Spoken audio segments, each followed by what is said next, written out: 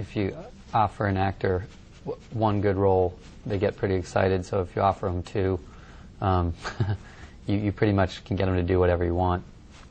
So the twins and the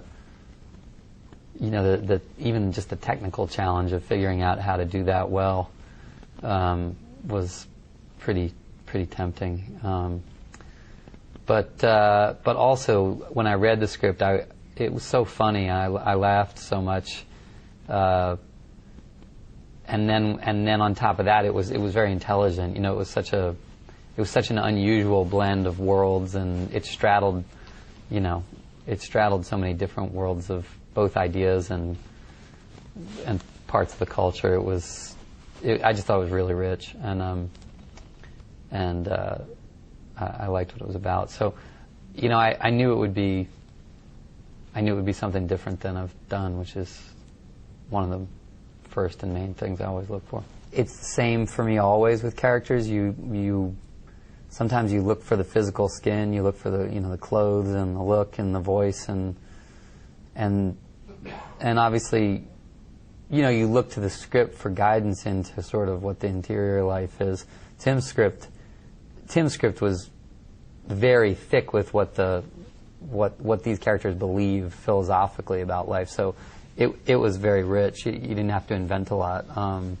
It was more. I thought the challenge was almost more about. It wasn't so much about each of them individually as it was figuring out the ways they're different were pretty apparent. But the ways that they're the same was what was really interesting to me. For me, to be honest, I think imagination and invention is more often my source pool than my own life. I always like it when I feel a director or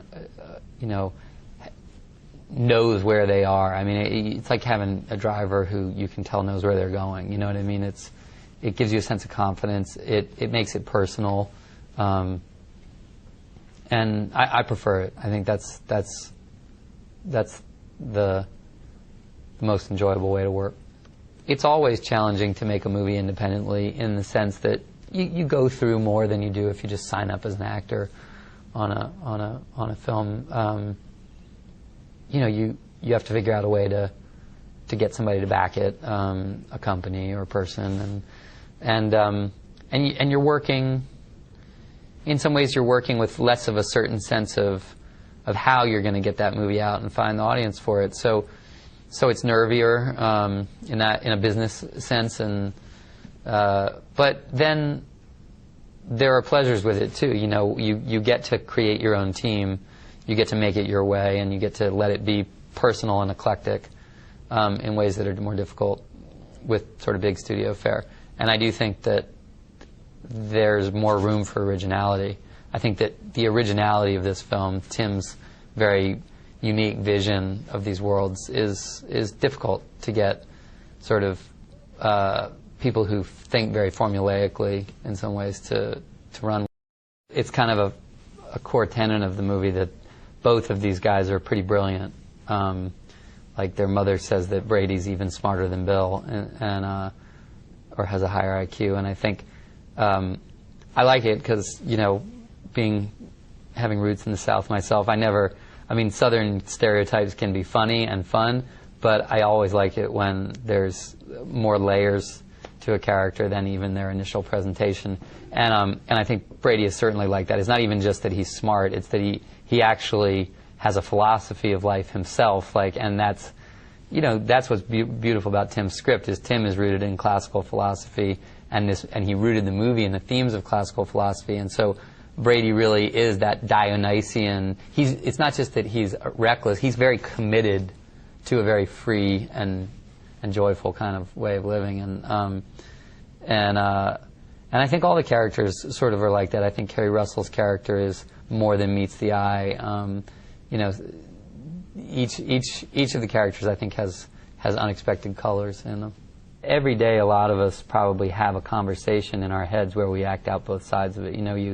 You imagine an argument that you're about to have, or you walk away from a conversation wishing you had said something different, and and you sort of you script both sides if you think about it. I think people do that all the time, and so I think I just had to take that to the next level, which is kind of imagine both sides of the conversation and it's almost like script it out in my head, but then figure out how to.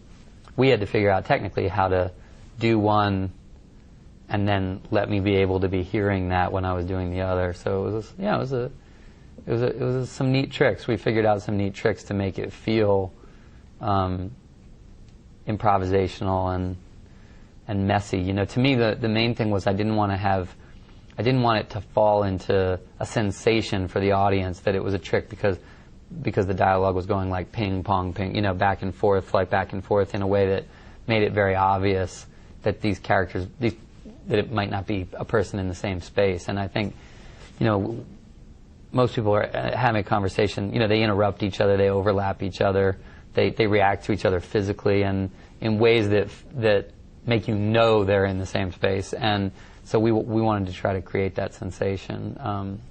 And that to me was the art of it, you know.